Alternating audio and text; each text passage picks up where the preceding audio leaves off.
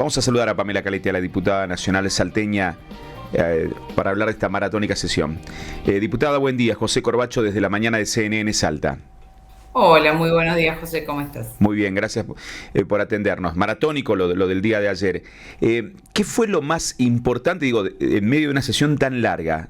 ¿Qué fue lo más importante para Pamela Caletti que se debatió en la jornada de entre miércoles y jueves? Muchos temas muy importantes, algunos, los que salieron importantes, me parece que primero, la declaración como esencialidad de la educación en toda la Argentina. Nosotros en Salta la tenemos declarada como un servicio esencial, pero bueno, esta ley nacional la declara servicio estratégico esencial. Como la educación es provincial, las provincias van a tener que ver cómo van a regular, y lo que busca es que haya un equilibrio entre el derecho de huelga de los docentes y el derecho de los niños a tener clases. Asegurar que las escuelas estén abiertas, el periodo electivo, porque además muchos niños comen en las escuelas. En Salta nosotros tenemos chicos con un régimen de refrigerio, que es el desayuno, con almuerzo, pensión completa. Tenemos también lo que son los chicos que duermen, que están toda la semana, e incluso tenemos un sistema de albergue completo que están todo el año, que solamente cortan a mediados y a fin de año. Entonces, imagínense lo importante que es que esté garantizado que las escuelas estén abiertas, ¿no? Después está la contraparte de la parte gremial. Ayer hablamos nosotros con Mazzone, del secretario general de ADP, y están en contra porque ellos dicen es difícil organizar esto, porque según el proyecto habla de que a principio de año se van a tener que organizar quién va a cubrir estas jornadas de reclamo, de huelga, con la apertura del establecimiento. ¿Vos creés que sí se va a poder coordinar? No es sencillo, pero me parece que el derecho que está en juego, que es el derecho de los niños, niñas y adolescentes a aprender y además, ojo, a comer, porque muchos chicos tienen su ración de comida en los colegios, por ahí son otras las realidades en el interior del interior, como te digo, los albergues. Entonces, me parece que amerita que hagamos el esfuerzo. Yo soy docente y nosotros hacemos una planificación todo el año, y yo sé qué días doy clase y qué temas doy. Y si por alguna circunstancia no puedo ir ese día, sea porque cierre o lo que sea, veo cómo recupero contenidos y reprogramo. Pero tengo una organización anual de todo el año de qué doy, qué materia, qué día, hora. Entonces, yo doy clase en la UNSA y en la Universidad Católica, y además tengo el congreso, y además ejerzo la profesión y soy mamá. Entonces, yo tengo mi calendario.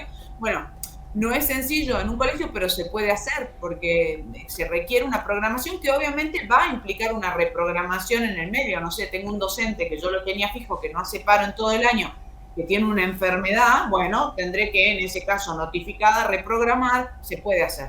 Ahora, te pregunto, apelando a justamente tu formación profesional, ¿hay riesgo de que se diga esto no es constitucional porque cercena el derecho a huelga de los docentes? Bueno, hay un tema que es importante destacar. La educación es provincial, es un servicio que se presta a las provincias. Yo lo dije también ahí. Es provincial, y además los docentes son docentes nuestros. Por eso Nación nos dejó de pagar FONID. Hoy la provincia se está haciendo cargo del FONID de los docentes. Entonces, Nación también no nos mandó más lo que son impresión de manuales. La impresión de los manuales ahora, imagínate que estamos en agosto, Nación está viendo si manda a imprimir manuales para este año. No tiene ningún sentido. La provincia de Salta imprimió sus propios manuales. Entonces digo, me parece que Nación todavía no termina de encontrar quiénes son y entender. Es importante la declaración pública porque implica una manifestación del Congreso de la Nación, una ley argentina que le da prioridad, que lo considera estratégico. Ahora, su implementación va a depender de las provincias y las jurisdicciones, porque Nación no tiene escuelas. Bien, entonces ahí es un gran debate. Y obviamente acá la Corte tiene dicho que no hay derechos absolutos, ninguno. Sí. Entonces acá se te pone en juego el derecho a la huelga, que es un derecho constitucional, tener 14 bis de la Constitución, y el derecho a aprender de los niños, que está en el artículo 14. Se trata de regular. Había en el DNU y en el proyecto que presentaron los libertarios, en la ley base, había una restricción en que el 75% tenía que estar presente. Me parecía un abuso, yo no lo acompañé. Y en este caso la Nación habla, si hasta 3 días de clases garantizás un 30% del personal, y más de 3 días, más de 5, perdón, van a ser el 50%. De todos modos, como te digo, para aplicarse en las provincias, cada provincia va a tener que ver el DEAT y ver cómo lo instrumenta. También se habló, bueno, se trató el proyecto de financiamiento universitario. En ese sentido, ¿qué postura tenés? Bueno, yo soy autora del proyecto. El proyecto sale con un proyecto de Maxi Ferraro, pero bueno, decidieron compartir el tiempo entre ellos. Soy Maxi Ferraro, yo y Dania Tabela. Son 3 proyectos de la Unión Cívica Radical, de Innovación, que es el mío, y de Maxi, que es de la Coalición Cívica de Lilita. A veces, viste, los medios en el interior sufrimos lo mismo, ponen el proyecto de los radicales y trabajamos un montón. La verdad que fue uno de los temas, en esto quiero agradecer a la Universidad Nacional de Salta, porque de hecho antes de ir a la sesión ayer, antes de ayer me junté con el rector, y cuando presenté el proyecto también ellos me dieron los insumos. Claramente estoy de acuerdo porque soy autora del proyecto. Ahí tenemos 2 grandes temas: los gastos de financiamiento que motivaron la marcha en abril y que el gobierno no escuchó, y por eso tuvimos que salir a presentar el proyecto y empujar y marcarle la cancha al gobierno. Y ahora las universidades nacionales están con medidas de fuerza. Esta semana tuvieron 3 días de medida de fuerza, la semana que viene van a tener medidas de fuerza, y está anunciada una marcha para septiembre. Lo que buscamos con este proyecto es decirle al proyecto: siéntense a arreglar con los docentes. Más de un 50% de los docentes universitarios y no universitarios, los docentes universitarios y el personal no docente universitario perdió solo con la inflación. Entonces hay muchísimas paritarias del sector interno y del propio Estado que pues llegaron, o por lo menos compensaron la inflación o le ganaron la inflación. Los docentes, igual que los jubilados, estaban por debajo de la inflación. Con los jubilados metimos un proyecto también de mi autoría, que hoy está en Senado, si Dios quiere va a ser ley, y en este también lo compartimos con Maxi, con Tania, Hacemos Innovación, el bloque Pucheto, para que a los jubilados se les reconozca en 2024 inflación, y en este caso inflación para los docentes y no docentes. Esperamos que el gobierno se siente y lo arregle en paritarias, que es el ámbito jurídico en el que corresponde. No corresponde que el Congreso tengamos que estar marcándole, pero como evidentemente no lo hacen, y hoy un 54% vienen perdiendo solo este año el personal docente y no docente universitario. Ahora, claramente creo que ese fue otro tema muy importante. Bueno, y en ese punto, porque uno de los argumentos que utilizó el oficialismo es: pero con esto podemos romper el déficit cero, y pasa lo mismo con el tema jubilados. ¿Qué pasa si toma la decisión Milei de Qué bueno que lo preguntás, porque le dieron 100.000 millones a la CIDE en gastos reservados, sin ningún tipo con un decreto, y resulta que este costo llega a, nosotros estimamos 150.000 millones.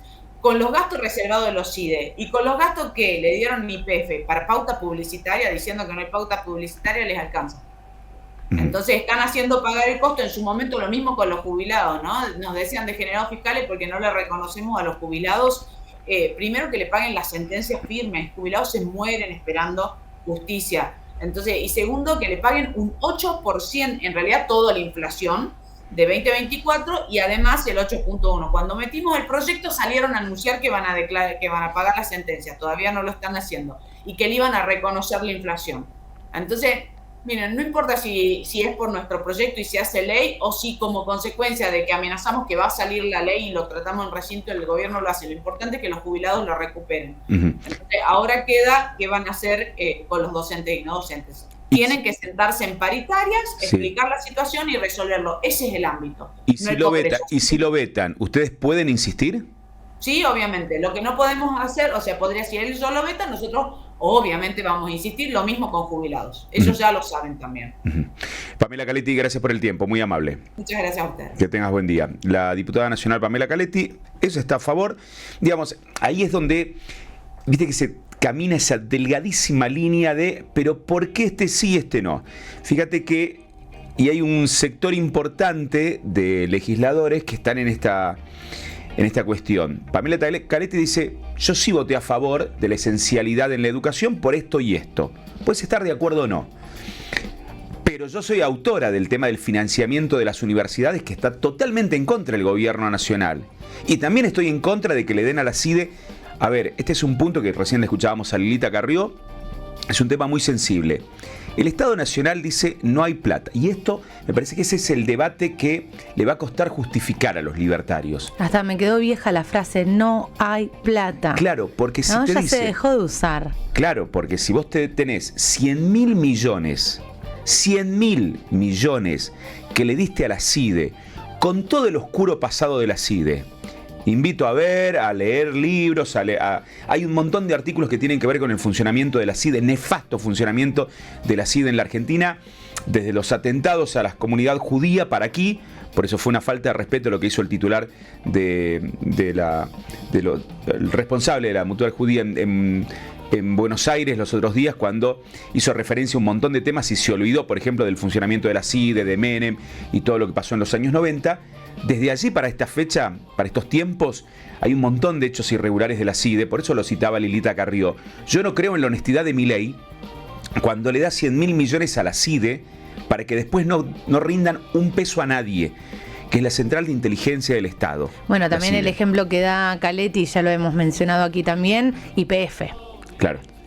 Y los altos cargos con sueldos que son inimaginables. Exorbitantes. Entonces, son relatos que, así como muchos espacios políticos a lo largo de estos tiempos han tenido un discurso, un relato, puedo estar de acuerdo o no, pero cuando tienen contradicciones tan marcadas de lo que dicen y lo que hacen, les cuesta sostenerlo. Ya hemos referenciado largamente varios de los que ha tenido el kirchnerismo. Hemos referenciado varios de lo que ha tenido el macrismo Juntos por el Cambio. Estas son las principales contradicciones que les va a costar a los libertarios sostener en cualquier debate, en cualquier discusión. ¿Cómo? ¿No hay plata para educación y sin embargo le das 100.000 millones de gastos reservados a la CIDE? ¿Cómo? ¿No hay plata para salud, para las vacunas del dengue y sin embargo le das esto para YPF cuando además renegabas de YPF? 9 en punto en la Argentina.